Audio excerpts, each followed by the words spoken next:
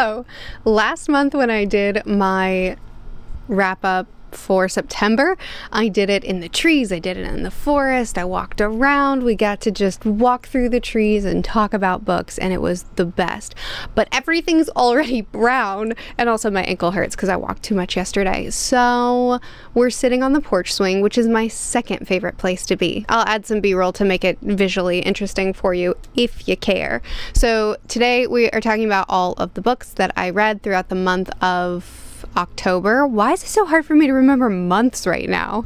I read some really good books, so let's talk. First book I completed in the month of October was The Sunlet Man by Brandon Sanderson. This is the fourth secret project. This follows a nomad, a man who is world hopping, and he's perpetually world hopping, running from someone, and he lands on this island that's too close. He lands on this planet that's too close to the sun, and the way this planet, the magic works with the sun is that the plant life is incredibly, it flourishes really well, but the people that are hit by the sun rays disintegrate. They die. So we follow this man who is a nomad because he's on the run from someone. We don't know at the beginning of the book who or why.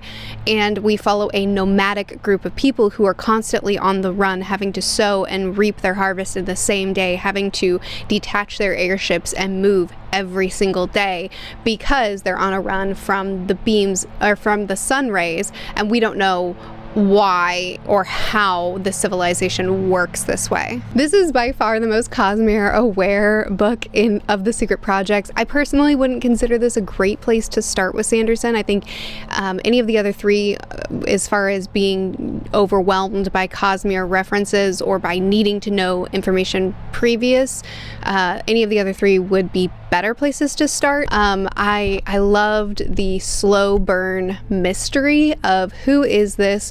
Why is this person here? Then when you realize who it is, how did they get here? What was it that got them from where I saw them last in the Cosmere to who they are now, as well as learning more about this nomadic civilization. So there was a lot that I liked about it, but it was extremely action heavy, very, very action heavy. And I don't tend to like books that are so fast paced, especially a book like this where I really wanted to dig into the culture of this nomadic group and how this way that they've had to live, how it's affected their civilization and their mental and their mind and like all these things. And I wasn't into the villain. So there were certain things that held me back from loving it, but I still had a good time. I did do a spoiler-filled video for this on my review channel, which is always linked in the description, and I also did a discussion on the secret projects as a whole, retroactive looking back with my friends Cam and Bookborn, and that's on this channel, so you can check either of those videos out if you want. Next book I finished is A Witch's Sin, which is by Daniel B. Green, one of my good friends here on BookTube. So this book follows a girl named Taya who is trying to get her enforcer's license. She's working closely under a man who he's been good to her, but he's a dirty cop. So she has very mixed feelings about him. She doesn't like the way he works. She doesn't like the decisions he makes. She doesn't like his methods. And a lot of other people don't like him either. But he has helped her in recovering from her own trauma when she was in her worst place. He was there for her. So she has a really complicated relationship with him. But anyway, she's trying to get her enforcer's license. She's really close to getting that license. And so her mentor just kind of throws her an easy case that should be in and out, and then she gets her license. But as she investigates this missing persons case, a young girl who's gone missing, as she investigates, she gets tangled up into something a lot bigger as someone who tries to do right in what is a very morally corrupt world. She does her best to do her best in this morally corrupt world. She sees more and more of the world's corruption and maybe a little bit gets affected by that as the book goes on. Easily the best part about this book was the world building. This is cyberpunk, which is not a genre that I'm familiar with, but my goodness, this world was alive. I love environmental stories, and the way this was written, I feel like if I stood in the middle of this world and looked from any angle, it holds up. It doesn't feel cardboard. It doesn't feel like I could knock it over. It feels so living and breathing. So this is a dystopian world, and these people, because of this fog, because of this mist, because of this shroud, I don't remember what it's called, but this thing hanging in the air, this thing is out in the air. They've all been forced into this mega structure that essentially works as a labyrinth. No, a labyrinth is wrong. Each level, each floor is like its own world. It has its own rule of law. It has its own goings on. It has its own societal things. And so as our main character and the people that she's working with, as they explore different floors trying to figure out this mystery or trying to do other things, it's like we're stepping into another part of this world, even though it's all condensed to this mega structure. It's really cool. There's a lot of other dystopian, really interesting ideas that are at play here, like ads that are so aggressive that they're in your sleep. Like ads play in your sleep, ads play behind your eyelids. As you're walking down the street, you're assaulted with so many different advertisements. If you open your window, then that's like giving permission to a droid to fly into your house and advertise to you. It's constant, it's never ending, and the only people that can afford to get ad blockers are the wealthy. And so there's also a big spotlight shown on classism as well. Just really interesting world. There's so many different dynamics to it. Plus, on top of all of this cyberpunk stuff, vampires. This mist, this shroud, this thing has also pushed vampires from being on the recesses of society, pushed them to being in the megastructure as well, which means now humans and vampires are forced to coexist, where otherwise they were very, very separate. And there's a lot of prejudice involved in that, where the vampires, because they used to feed on humans, and some of them many of them within the lifespans that they've had, like they have active memories of feeding on humans because it was an uncontrollable urge. Because of that, there's some complicated feelings between the humans and the vampires. But also the vampires have a way to not do that anymore. So they would like equality, please. But, hurt feelings over the deaths and the murders. And also the fact that some of them aren't doing the thing that would make them not kill humans. Some of them are still just actively killing humans. So it's complicated. Anyway, Taya, right before the story started, had some big trauma happen in her life.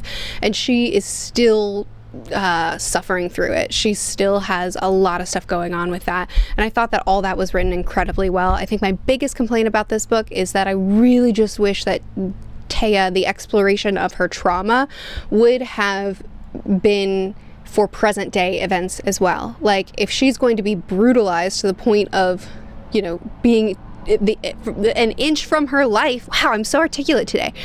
An inch from her life, I would like for her maybe next time to hesitate before she rushes into terrible danger, or something like that. But she is beat up a lot in this book. There are a lot of near-death situations that she gets into, and each time, the very next chapter, there's a solution, be it a new upgrade because she has some cyborg pieces, and there's a lot of tech, a lot of gear, wear. It's called wear. A lot of wear that you can use to upgrade your body to give yourself better abilities or decorations. And anyway, so it could be that she gets some sort of fix in that way. It could be that some rich person funds the dilemma that she's in the middle of. She gets a lot of easy outs, and she also doesn't incur enough trauma and what's going on with her. The ending too, there were several of us that read it together on my Discord, and it's been getting some pretty mixed opinions as well. So I think the ending is a little bit, probably could have been foreshadowed or started a little bit earlier, or certain elements could have been introduced earlier to make the ending feel a little bit less abrupt, and then less conveniences, more trauma incurred in present day problems. So plenty of pros, plenty of cons. I talked to Daniel about all of this, by the way, so he, none of this is news to him. And many of the things that I talked to him about that I personally didn't jive with in his book, I love discussing it with him because he's so excited to improve, and there were many things that I kind of looked at and I was like, I don't know that this makes sense. I don't know that this works. And he was like, don't worry, I have plans for book 2. I'm going to bring it together. So I'm pretty excited. I'm definitely reading book 2. This was a really unique world, at least for me and what I read. I had a ton of fun, and I'm really excited to see where he takes this. Next up, I continued with Dresden and Discworld, and just like last month, I'll go ahead and review them back to back because they're both sequels in long form series. So Death Mask is book 5 in the Dresden Files. In this book, there is a challenge thrown towards Harry Dresden.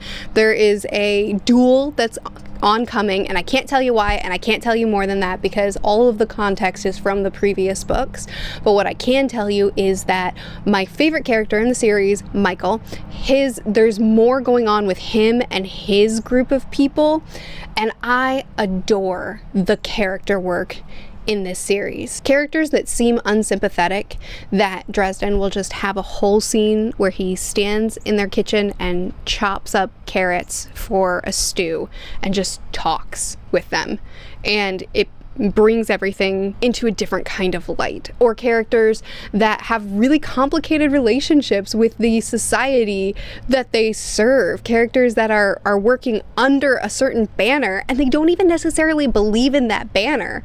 And that dynamic, those very interesting character dynamics within the book, and then the personalities that they bring, I'm so attached. There's one character in particular that I lost in this book that I'm so mad about. It was wonderfully done. It was symbolically very, very good for everything that was happening in this book, but how dare you? I became so attached to this character. But on top of that, there's also really interesting things happening with Dresden himself as well. Temptation, him recognizing, not really, he already knows, but him acknowledging, listen, I'm not a perfect guy, and I am not immune to temptation. And so even though I'll give my very life to help people, if what I have to do to save myself is to potentially have this temptation that I know I'm not going to be able to fight forever, I'll lose my life. Like, I will not be put in a position where I might hurt others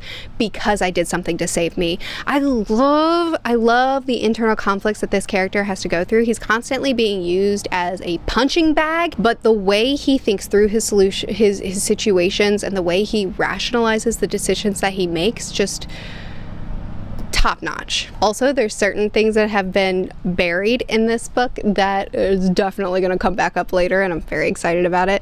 I also read book 6. Yeah, in Discworld, Weird Sisters. This was an interesting read for me. It was fun. I mean, it was a blast because it's a Discworld, but it was also interesting because it was based off of Hamlet. Did I get it right this time? I said the wrong play last time. It was a Shakespearean play that I've never watched or read or done anything with.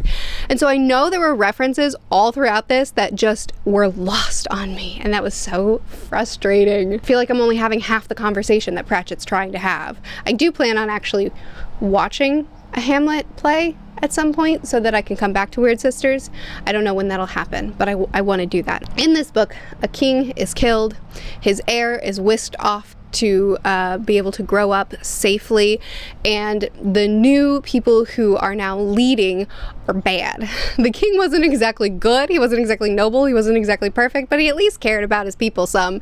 And these two that are now on the throne, are now leading, don't. But we also follow more of Granny Weatherwax as well as the other two witches, and they are such a delight. I had so much fun getting to know these other witches and spending more time with Granny. I love their personalities. I've had so much fun getting to know them better and see the ways that they affect this story. These books are over the top, at times confusing, but also so much fun. I say it every time, but reading a Discworld book is just a delight. I usually read it within 2 or 3 days, and they're such good fun. Next 3 books I read were all horror books for this month. I read Something Wicked This Way Comes, Night of the Mannequins, and The Girl Who Loved Tom Gordon. I did do a 24-hour reading vlog for these 3 books, and both Something Wicked This Way Comes and Night of the Mannequins made it onto my top 10 horror video that I also did earlier this month, or that was the last video I posted. So I liked them. Since I've talked about all 3 of these very recently on this channel. I'll breeze through these pretty quick, but Something Wicked This Way Comes follows two young boys. I believe they're 13, about to turn 14, and they're best friends. They're next door neighbors. They live life together. Their bond is very close, and in the middle of the night, a circus comes into town, and it's wrong. And the more the boys investigate the circus or go on the rides, the more wrong they see it is, and the more it draws them in and affects them. I believe this book is intended for a younger audience, and there are certain scenes, especially in the ending, that kind of reflects that, but there's also so many scenes that are actually genuinely chilling, and I love the exploration of family and of brotherhood, of the bonds that we have, of what we would do for one another, and just the emphasis on being able to come together to overcome the wicked things that may try to come. Night of the Mannequins, on top of the other two videos that I just mentioned that it was in this month, I also did a spoiler-filled talk for it because I just really enjoyed this book. This follows a group of friends who have this mannequin that they carry around with them and do a bunch of pranks with, and they try to do their one last prank, the prank to rule them all, bring it into a movie theater, set it up with some clothes, and then cause a ruckus to bring management in and scare them, essentially. But it didn't work. It didn't scare the management. In fact, management acted like nothing was wrong, and then maybe the mannequin got up and walked out. And also maybe now the mannequin is picking them off and killing them one by one. What I just described to you and what you think the book is going to do from what I just described is you're wrong. It'll do something different.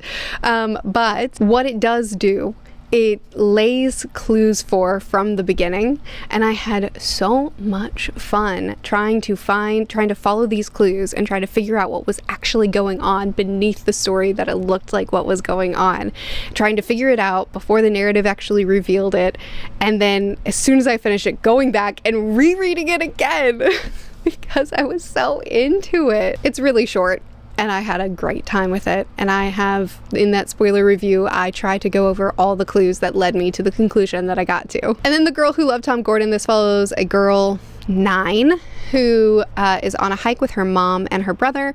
There's a lot of tension in the family right now, and she feels ignored. She feels like she's not being heard. She really needs to stop on the trail and have a wee, but nobody's paying attention to her, so she does it on her own. And then she goes too deep into the forest, gets lost, and now she has to survive. So this book is, at first, it's her surviving on not enough food, not enough water, on the difficult landscape, on trying to navigate the bugs, all the things.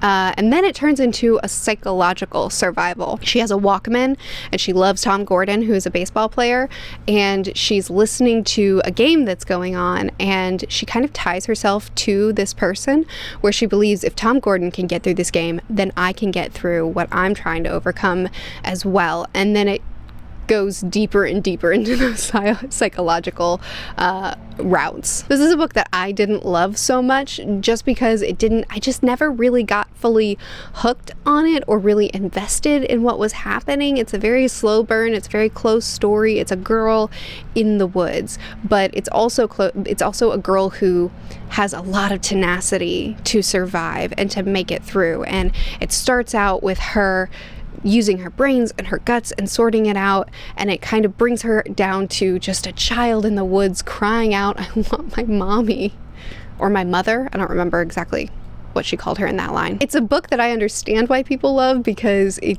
really draws you near this brave, strong little girl, but it also just, I don't know, didn't do it for me. The Veiled Throne, book 3 in the Dandelion Dynasty. Oh, how do you talk about this? Wow. Okay, this one's going to be real brief, actually. This one is even wider in scope than the last two that I read.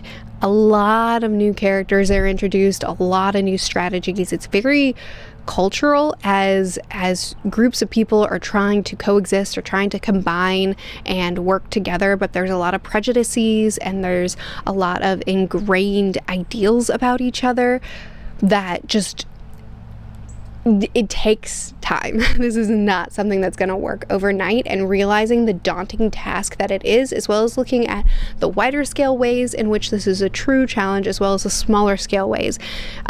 Big things like big conflicts that arise, but also little things like people feeling like their culture is being snuffed out, or like their kids who have grown up in this new environment and don't care about learning to read, or the riddles that their parents grew up on and thrived in. But then there's also massive scale battles that are happening, people's lives that are crumbling before them as the plans that they kind of rushed into are not panning out, and their whole world is sort of just collapsing.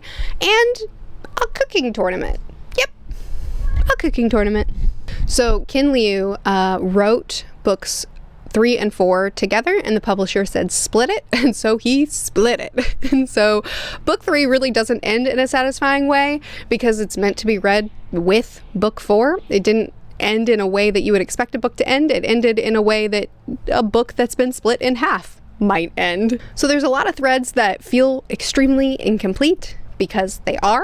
So I'm excited to get into book 4 next month. I also read The Woman in Me by Britney Spears. I did do a dedicated video on this channel for that as well. Britney Spears is a person that I haven't followed at all. I don't follow Hollywood, so I don't know any celebrities, but I haven't followed Britney Spears. I was in middle school and early high school when she was kind of at her peak, I think, of her career. And even then I didn't follow her closely. But I do know I saw her because it was impossible not to. Since then, her life has changed drastically. She's gone under a conservatorship where her dad basically had control of her finances, of her home, of her career, of her life. And she's since come out of that, and this is her story. This is her telling her story for the first time. I took a true neutral approach to reviewing this book because I am not a fan of hers or a hater. I'm just here to hear someone's story that wants to tell their story, someone who has been in the public eye for a lot of my life. And so,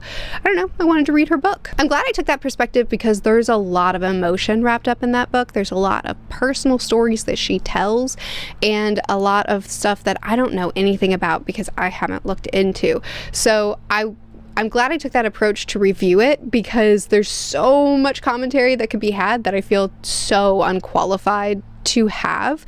But if you are interested in learning more about this book, if you don't know if you want to pick it up, but you'd like to know what it's about, I do recommend checking out that video, because I tried to chronicle what is discussed in that book in a way that hopefully will just present it to you so you can know, okay, do I want to hear more, or now I've gotten the information I need and I can move on. Finally, the last book that I read this month, before I talk a little bit about the manga that I read this month, is the one that's been on my lap this whole time because I'm about to record a spoiler-filled review for it when I finish this video, is The Dark Forest. This is a sequel to The Three-Body Problem, which I read last month. I'm going to be reading Death's End next month. I'll keep this one really brief because it's really hard to talk about this in a spoiler-free fashion, but the quick way to describe what this is after the events that happened that were triggered in book 1, this is all of humanity responding, or rather this is one idea of how humanity might respond to this great threat. This turns into a cosmic horror in some ways, looking at the wider scale,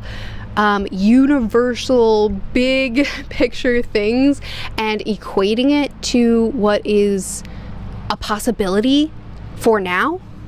It's taking a sci-fi idea and it's looking at it from a really unique angle, and it's one that is a little bit more bleak than these types of stories typically choose to go in, but it's also one that feels real enough that it might make you think really, really differently. More cosmic horror in a psychological, philosophical sense, but also there's some cosmic horror happening on page 2. I think if you didn't love if you tried The Three-Body Problem and you didn't love it because it's very dense, or because the characters aren't the biggest, fleshing the characters out aren't the biggest focus in this series, then, you know, these two things will probably still be a problem for you in book 2. But if you enjoyed book 1, I would recommend continuing on. As I said, I am recording a spoiler-filled chat about this book as soon as I stop filming this video. So that'll be on the review channel, again linked in the description. That goes up on Tuesday, so it's not up at the time that I post this video, but if you're interested in it, you can watch that in a little bit. Finally, the manga that I read this month, I focused on 3 manga: Dragon Ball Z, The Promised Neverland, and TwoYear Eternity. So quick thoughts on each of these 3, starting with Dragon Ball Z. I read Dragon Ball recently and loved it. It was so fun. And then Dragon Ball Z, oh my goodness, it's a sci-fi. I just didn't expect it, but it's also so much more intense. Dragon Ball Z is Dragon Ball is a fun adventure. It's a young boy going off to explore the world and gotta catch them all, collecting Dragon Balls so he can make his wish, and then doing it again, and then again. And it's just sweet and wholesome, and sometimes gross, but mostly sweet and wholesome and just cheerful. I just love it. And then Dragon Ball Z is so intense, and at first I wasn't so sure about it, but it has won me over because my favorite character is getting a decent amount of spotlight. I have a new favorite character as well that's been introduced, and his ego is his character. He's such a big ego, but I just love him so much. The villains that we're being introduced to are so, I don't know how to describe it. It seems like there's no way that we could overcome the threat, and then by the skin of our teeth we do. And then all of a sudden this new antagonist is introduced that knocks the old one out the water, that makes the old one look like child's play. And somehow we have to do this too, and then that happens again and again, and somehow it doesn't get old, somehow it doesn't get stale. It's a new, exciting, interesting threat each time, and we just have to keep figuring out how to survive. It's very power focused, it's very action focused, which is not my thing, but somehow I'm really into it. A couple times, as I've just very briefly talked about Dragon Ball Z, people have expressed disappointment at how vague I'm being because it's spoiler free, but just know I'm near the end. I will finish here in the next couple weeks, and so in November there will be a dedicated Dragon Ball Z video where I'll be talking spoilers, I'll be digging into it. That is coming soon. Just give me time to finish it. Promised Neverland, I'm in the 3rd arc or the 4th arc, wherever I am. I'm on volume 8 now, and I'm having a great time with this. Kids in an orphanage, it's happy-go-lucky, it's sweet, it's charming, and then it's not. Then you find that there's something far more sinister happening, and then they have to try to find a way to escape. But in the escape, they find out that they're in even more danger. And now they're just trying to survive and figure out if there is a way to survive. And there's unique threats being presented to them. And it's charming and wholesome, but also really interesting, the kind of threats that are being introduced, and beautiful artwork, my goodness. And then there's TwoYear Eternity, which I'm doing dedicated chats with Philip. This is the series that we're discussing right now. And this one I'm not jiving with on the same level as the other two. I don't dislike it, but I also don't love it. A being that I still to this day don't know that much about, and I'm on volume 15 at this point, created a immortal being, Fushi, that's our main character, to collect information. That's what I know. And in this, he is collecting information about the earth and about language and about humans, as well as fighting off foes that are trying to overtake him. But he's also making friends and developing relationships and having found family. And because he's immortal, he's also watching them pass away, sometimes organically and sometimes because of knowing him, because of the threat that comes with being near him. And so it's grief and it's growth and it's trying to protect people and being overtaxed and not being able to do everything, but still trying with all your might. And it's their grief of watching him go through everything that he goes through. And it all sounds like something that I should love, but still I'm kind of middle of the road about it. I don't know, maybe next month I'll tell you it was amazing. It just hasn't really gotten me there. Editing Murphy here, realizing in retrospect that you might want an update on the series that some of you know that I'm actively reading, and you may want to hear something about. Red Seas Under Red Skies I am reading right now. I just started way late, and so it didn't get read this month. And Dead House Gates I am still reading as well. I actually have it paused right now. I wasn't in the right headspace. I just wasn't feeling it, and this is not a series that I want to force, so I just have it paused at the moment. I'm gonna pick it back up. My goal is still to have it done by the end of this year. I just don't want to force it if I'm not in the right mindset to be reading Malazan. But that's an update on series that maybe you might have clicked on this video looking for updates on. Anyway, those are all the books and manga that I read in the month of October. Chat with me about any of these if you're interested. Follow me on the review channel if you like getting week-to-week updates on what I read or more in-depth discussions on my favorite things that I read. I post videos every Monday and Friday on this channel, Tuesdays and Thursdays on the review channel. I'll see you again soon. Bye.